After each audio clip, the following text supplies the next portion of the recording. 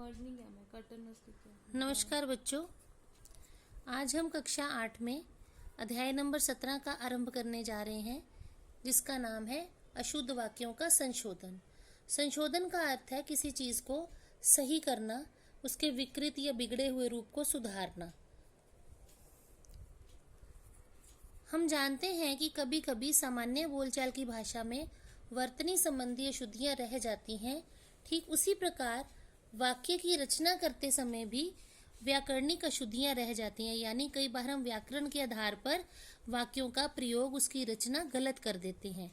वाक्यों में मुख्य रूप से निम्नलिखित अशुद्धियां पाई जाती हैं। अब हम जो गलत वाक्य लिखते हैं वो किस किस आधार पर हम गलतियां करते हैं। पहला है लिंग और वचन संबंधी अशुद्धियां। दूसरा है कारक संबंधी अशुद्धियां। कई बार हमें पता नहीं होता लिंग और वचन का प्रयोग वाक्य में किस प्रकार करना है, या हमारी समझ अधूरी होती है और उसका प्रयोग हम सही से नहीं कर पाते। विभक्तियां होती हैं कारक की, वो गलत प्रयोग करके हम अशुद्धियां कर देते हैं वाक्य में। सर्वनाम संबंधी अशुद्धियां, क्रिया और क्रिया विशेषण संबंधी अशुद्धियां, अधिक पद संबंधी अशुद्धियां। पद होते हैं शब्द जो वाक्य में प्रयोग किए जाते हैं। कई बार हम एक जैसे दो शब्दों को एक साथ प्रयोग कर लेते हैं वाक्य में, जो उचित नहीं होता, तो एक से अधिक पदों का प्रयोग कर लेते हैं, तो वैसी अशुद्धियां हो जाती हैं। पद क्रम की अशुद्धियां, यानी शब्दों का प्रयोग हम क्रम के अनुसार नहीं करते, सही ढंग से नहीं करते, आगे पीछे कर देते हैं, तो इस प्रकार की अशुद्धियां या गलतियां करते हैं। फुटकर अशुद्धियां, यानी ऊपर जितनी भी हमने चीजें बताई हैं उसके अलावा जो हम किसी शब्द को लेकर, उसकी वर्तनी को लेकर अशुद्धियां करते हैं, वो फुटकर अशुद्धियां कहलाती हैं, यानी इधर उधर की और अशुद्धियां।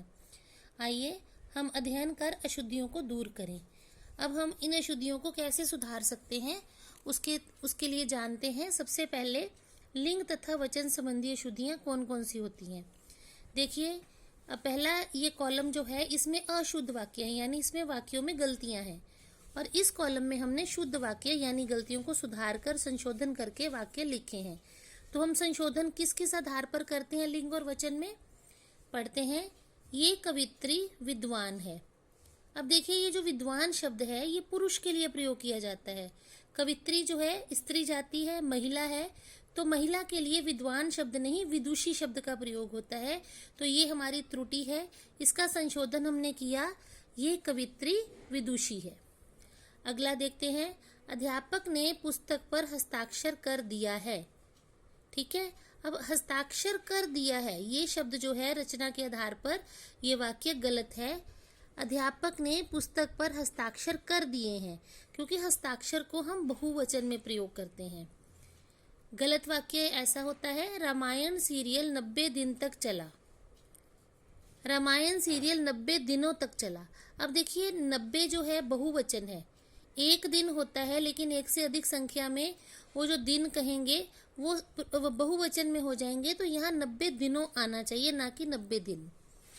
मैं आपका दर्शन करने आया हूँ। जब हम किसी को संबोधित करते हैं, जब हम किसी को सम्मान देते हैं, तो हम फिर उसको आप के बोलते हैं, आपका नहीं बोलते। तो आना चाहिए मैं आपके दर्शन करने आया हूँ। उसे अंग अंग काटे गए, उसके अंग अंग काटे गए। अब अंग अंग जो है एक एक अंग की बात हो रही है, तो यहाँ बहुवचन का प्रयोग नहीं होगा, काटा गया आना चाहिए, उसका अंग अंग काटा गया। अब यहाँ पे कुछ वाक्य अशुद्ध दिए गए हैं जिसमें हम कारकों का प्रयोग गलत किया गया है। अब इन गलत प्रयोग को, कारकों को हम सही करके किस तरह लिख सकते हैं, तो ये शुद्ध वाक्य लिखे गए हैं। पहले देखिए, पिताजी कार पर आए हैं। अब कार पर का मतलब है कार के ऊपर बैठ के तो नहीं आए ना छत पे, वो कार के अंदर बैठ के आए हैं, तो ये पर विभक्ति यहाँ पे नहीं आनी चाहिए। पिताजी कार में आए हैं, कार में आए हैं या कार से आए हैं, यहाँ से यानी के द्वारा आए हैं। दूसरा है, दुकान की दाई ओर मंदिर है। तो दुकान की दाई ओर नहीं आना चाहिए, दुकान के दाई ओर मंदिर है। सड़क में मत भागो, हम सड़क के अंदर नहीं होते, हम सड़क की सतह के ऊपर चलते हैं, ठीक है ना। तो यहाँ में की जगह आना चाहिए पर। सड़क पर मत भागो, ये देखिए, सड़क पर मत भागो। घर पर सब कुशल पूर्वक है। हम घर के अंदर रहते हैं, घर पर नहीं आना चाहिए, घर में आना चाहिए। घर में सब कुशल पूर्वक है, ये देखिए, ठीक है। अब आगे है, छत पर से नीचे मत झांको।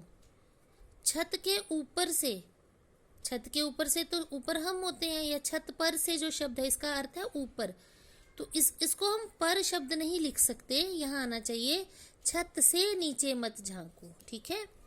अगला है सर्वनाम संबंधी अशुद्धियां। ये अशुद्ध वाक्य हैं, हम इन्हें शुद्ध ठीक करके शुद्ध कैसे लिख सकते हैं ये इस कॉलम में हम देखेंगे। मैंने मेरे को सुधार लिया है। अब मैंने मेरे को शब्द नहीं आता, खुद को या अपने को ये शब्द का प्रयोग करेंगे, या स्वयं को। मैंने अपने को सुधार लिया है, मैंने स्वयं को सुधार लिया है, मैंने खुद को सुधार लिया है, ये शब्द भी प्रयोग कर सकते हैं। मैं तेरे को बहुत पीटूंगा। तेरे को की जगह क्या शब्द आना चाहिए? मैं तुझे बहुत पीटूंगा। वह, तुम और हम बाजार जाएंगे। वह, तुम और हम। अब यहाँ हमने क्या गलती की, देखिए, जब हम बात करते हैं, बात करने वाला जो व्यक्ति होता है उत्तम पुरुष, वो पहले अपनी बात करता है, फिर सामने वाले इंसान से बात करता है और तीसरे इंसान की बात करता है। तो यानी पहला प्रथम पुरुष उत्तम पुरुष पहले आना चाहिए, फिर ये मध्यम पुरुष आना चाहिए, फिर अन्य पुरुष आना चाहिए। तो ये आ गया हम, उत्तम पुरुष, तुम, मध्यम पुरुष और वह अन्य पुरुष। ये सीरीज में आएगा, क्रम में आएगा। हम, तुम और वह बाजार जाएंगे। तुझको कुछ पता नहीं। तुझको की जगह यहाँ तुझको अटपटा सा लग रहा है, या तो हम कहेंगे तुझे कुछ पता नहीं, या कहेंगे तुम्हें कुछ पता नहीं, ठीक है ना। तो या कहेंगे तुझे कुछ पता नहीं, तुमको कुछ पता नहीं, ये भी लिख सकते हैं, तुझे कुछ पता नहीं। ये खरबूजा सस्ते हैं। अगर एक खरबूजा की बात है तो सस्ता आएगा। अगर हमने सस्ते प्रयोग करना है तो यहाँ खरबूजे शब्द का प्रयोग होना चाहिए। यह खरबूजे सस्ते हैं या ये खरबूजा सस्ता है, दोनों तरह से आ सकता है। अब हम पढ़ते हैं क्रिया और क्रिया विशेषण संबंधी अशुद्धियां, यानी इन शब्दों का प्रयोग हम वाक्य में जब गलत करते हैं। ये अशुद्ध वाक्य हैं, इसको शुद्ध करके हम इस ये वाले कॉलम वाले वाक्य लिखेंगे। पेड़ से पत्ते गिरते हैं। अब यहाँ है पेड़ से पत्ते झड़ते हैं।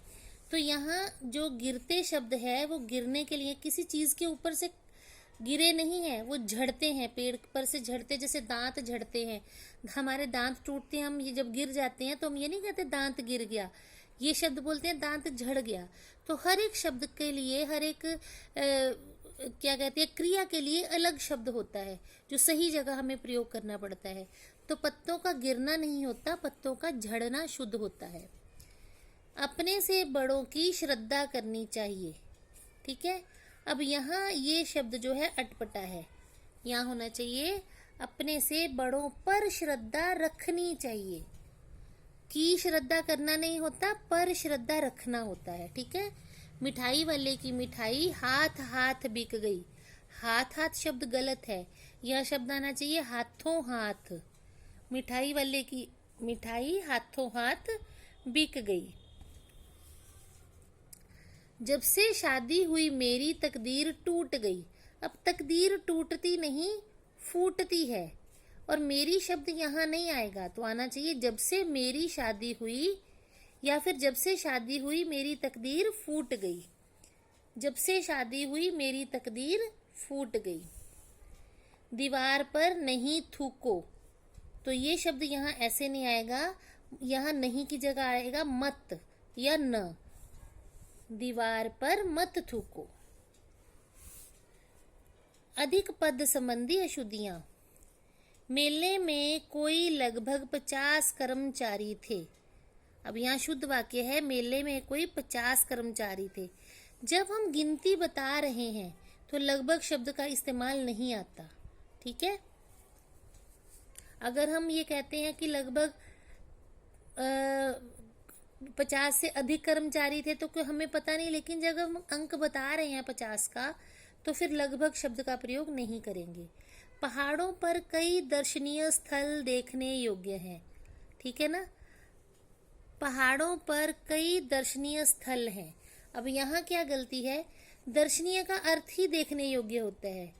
तो यहाँ पे भी हमने देखने योग्य लगा दिया, यानी एक ही शब्द का प्रयोग दो तरीके से दो बार कर लिया। या तो हम कहेंगे पहाड़ों पर कई स्थल देखने योग्य हैं, तब दर्शनीय नहीं लगाएंगे। अगर हम दर्शनीय शब्द का प्रयोग कर रहे हैं तो देखने योग्य नहीं लगाएंगे, क्योंकि दोनों का अर्थ एक ही होता है। तो हम शब्द का प्रयोग, एक पद का प्रयोग एक ही बार करेंगे। तो सही वाक्य हुआ पहाड़ों पर कई दर्शनीय स्थल हैं, ठीक है। या फिर दर्शनीय स्थल हैं, या फिर दर्शनीय को हटा देंगे तो पहाड़ों पर कई स्थल देखने योग्य हैं। तो ये वाक्य दो तरह से लिखा जा सकता है। मोहन वापस घर लौट आया है। अब वापस आना और लौट आना दोनों का अर्थ एक है। वापस आना और लौटना दोनों एक ही शब्द हैं। या तो हम वापस का प्रयोग करेंगे या फिर हम लौट का प्रयोग करेंगे वाक्य में। तो हमारा शुद्ध वाक्य क्या हुआ? मोहन घर लौट आया है या फिर मोहन घर वापस आ गया है, ठीक है। हरीश सज्जन पुरुष हैं। हरीश सज्जन है। सज्जन का अर्थ ही अच्छा पुरुष होता है। पुरुष का अर्थ इसी के अंदर निहित है, इसी के अंदर छुपा हुआ है। तो हम बोलेंगे हरीश सज्जन है। मैंने केवल एक ही चपाती खाई। अब देखिए, केवल का मतलब ही होता है एक, और एक ही भी साथ लिख दिया। या हम कहेंगे, यहाँ हम कहेंगे मैंने केवल एक चपाती खाई। यहाँ ही शब्द इस्तेमाल नहीं होना चाहिए। ही शब्द वहाँ इस्तेमाल होता है जहाँ एक की बात होती है, ठीक है। तो यहाँ केवल का मतलब भी एक ही होता है, केवल एक, ठीक है। अब आगे शुद्धियाँ हैं पद क्रम की शुद्धियाँ, यानी हम सेंटेंस का जो है शब्दों का प्रयोग सही से नहीं करते। अब देखिए, सपना को काट कर केक खिलाओ। अब यहाँ लड़की का नाम सपना है, अपने लड़की को नहीं काटना। सपना को केक काट कर खिलाओ या फिर केक काट कर सपना को खिलाओ, दोनों तरह से बोल सकते हैं। लेकिन सपना को काट कर ये शब्द गलत हो जाएगा। तो यहाँ शुद्ध वाक्य है सपना को केक काट कर खिलाओ, ठीक है। शुद्ध गाय का दूध पीना चाहिए। अब शुद्ध गाय नहीं होती, दूध शुद्ध होता है। तो यहाँ आना चाहिए गाय का शुद्ध दूध पीना चाहिए। शुद्ध शब्द यहाँ आना चाहिए। गाय का शुद्ध दूध पीना चाहिए। ये देखिए, गाय का शुद्ध दूध पीना चाहिए। अगला है हनुमान पक्के राम भक्त थे। यहाँ हनुमान राम के पक्के भक्त थे। भक्त पक्का होता है, राम पक्का नहीं है, ठीक है ना। अगला सेंटेंस देखते हैं, अगला वाक्य देखते हैं। कृपया ड्राइवर बस धीरे चलाए। अब हम ड्राइवर से निवेदन कर रहे हैं बस को धीरे चलाने के लिए, लेकिन हमारा जो वाक्य का प्रयोग है, पदों का प्रयोग है, वो क्रम में नहीं है। इसका क्रम क्या होना चाहिए? ड्राइवर कृपया बस धीरे चलाइए। ड्राइवर कृपया बस धीरे चलाइए। हम ड्राइवर को संबोधित कर रहे हैं। वह पागल जानवर हो गया। अब पागल जानवर, ये तो जानवर के लिए प्रयोग होता है, जो पागल जानवर है उसके लिए। लेकिन अगर हम जब उसकी जानकारी देते हैं तो हमें बोलना चाहिए पागल जो है इसके पीछे लगेगा वह जानवर पागल हो गया। वह जानवर पागल हो गया। अब फुटकर शुद्धियां, जो इधर उधर की अशुद्धियां होती हैं। अब खा लिया जाए, अब खाया जाए, इसका प्रयोग ऐसे आएगा। गिरने पर उसे भारी कष्ट हुआ। गिरने पर उसे बहुत कष्ट हुआ। अब भारी की जगह कौन सा शब्द प्रयोग होगा? बहुत। क्या ये संभव हो सकता है? संभव शब्द का मतलब होता है होना। अब हम संभव भी प्रयोग कर रहे हैं और हो सकता भी, तो दोनों एक साथ नहीं आएंगे। या तो हम बोलेंगे कि क्या ये, अगर हम संभव को हटा देते हैं तो वाक्य क्या ये हो सकता है, ये शब्द आएगा, या फिर आएगा क्या ये संभव है, ठीक है ना। तो दोनों में से एक शब्द का इस्तेमाल होगा, दोनों में से एक शब्द। अब हम आपसे थोड़ा पानी मांगा था। अब ये तो संरचना के आधार पर पढ़ के ही पता चल रहा है कि वाक्य गलत है। हमने आपसे थोड़ा पानी मांगा था। हम की जगह क्या आएगा? हम की जगह हमने। यहाँ विभक्ति लगेगी हम के साथ ने की। कृपया आज का अवकाश देने की कृपा करें। कृपया आज का अवकाश दें, ऐसा क्यों गलत हुआ? देखिए, यहाँ पे भी हम कृपया शब्द बोल रहे हैं, तो कृपया का मतलब कृपा करके। यहाँ भी हमने कृपा करने के लिए कह दिया, तो एक ही शब्द को दो बार प्रयोग नहीं करेंगे। ठीक है, कृपया आज का अवकाश दें, या फिर मुझे आज का अवकाश देने की कृपा करें। फिर कृपया को हटा देंगे अगर हम कृपा करें शब्द प्रयोग कर रहे हैं।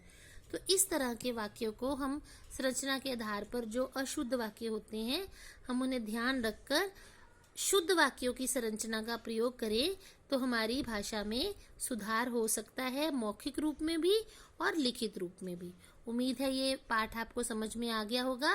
इसको 1-2 बार और पढ़ लें ताकि आपको शुद्ध और अशुद्ध वाक्यों में अंतर स्पष्ट हो जाए। धन्यवाद।